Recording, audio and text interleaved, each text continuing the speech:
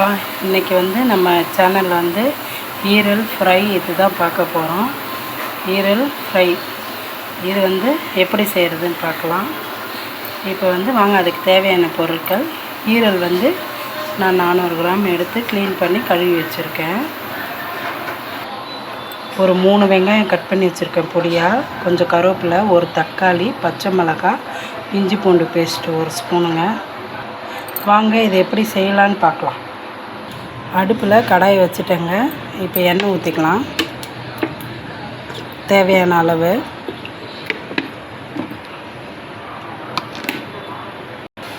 எண்ணெய் சூடாயிடுச்சு. இப்போ வெங்காயம் போட்டுக்கலாம்.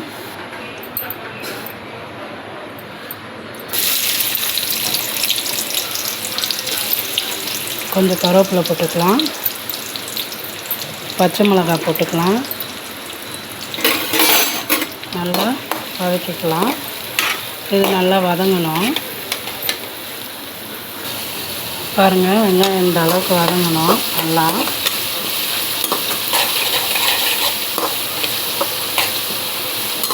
கலர் கொஞ்சம் சேஞ்ச் ஆகிருக்கு, தெரியுதுங்களா?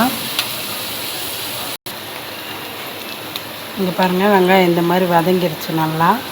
ஒரு ஸ்பூன் நல்லா பெரிய ஸ்பூனில் இஞ்சி பூண்டு பேஸ்ட் நல்லா இது வாசனை போக வதங்கணும்.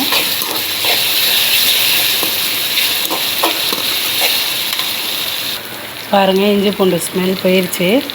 இப்போ நம்ம தக்காளி நறுக்கி வச்ச ஒரு தக்காளியை சேர்த்துக்கலாம். இந்த தக்காளியும் கொஞ்சம் நல்லா வதங்கட்டும்.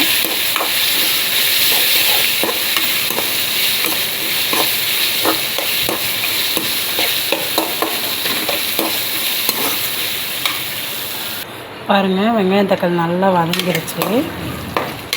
இப்போ நம்ம ஈரலை சேர்த்துக்கலாம். கழுவி வச்சுருக்க ஈரலை சேர்த்துக்கலாம். இதை நல்லா வதக்கிக்கலாம்.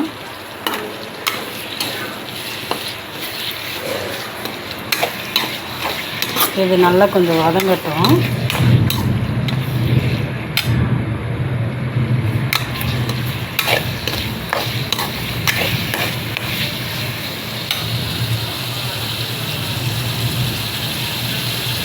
இப்போ அதுக்கு தேவையான மசாலா பார்த்துக்கலாம். இது வீட்டில் அரைச்ச குழம்பு மிளகாத்தூள் 2 spoon, garam masala 1/2 spoon, chicken பொடி 1/2 ஸ்பூனு, உப்பு தேவையான அளவு. ஈரல் பாருங்கள் வதங்கிருச்சு. இப்போ அதுக்கு தேவையான மசாலாலாம் போட்டுருவோம்.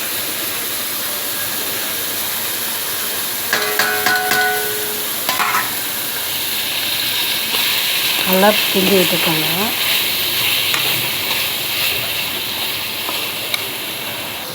இப்போ மசாலா போட்டு கிண்டியாச்சு.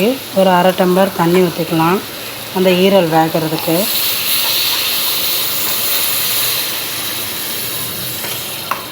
இப்போ தண்ணி ஊற்றிட்டு நல்லா கிளறி விட்டுருவோம்.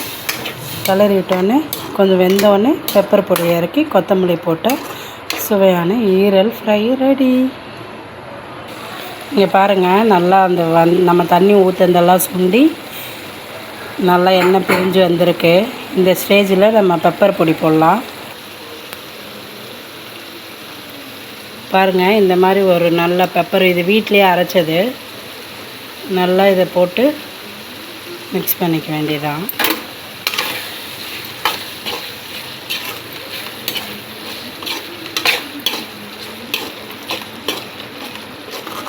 பாருங்கள், நல்லா பெப்பர் பொடி போட்டோன்னே நல்லா கம்மன்னு வாசனை வருது.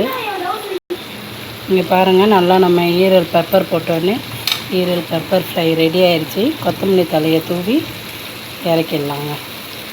அவ்வளோதாங்க, சுவையான ஈரல் பெப்பர் ஃப்ரை ரெடி.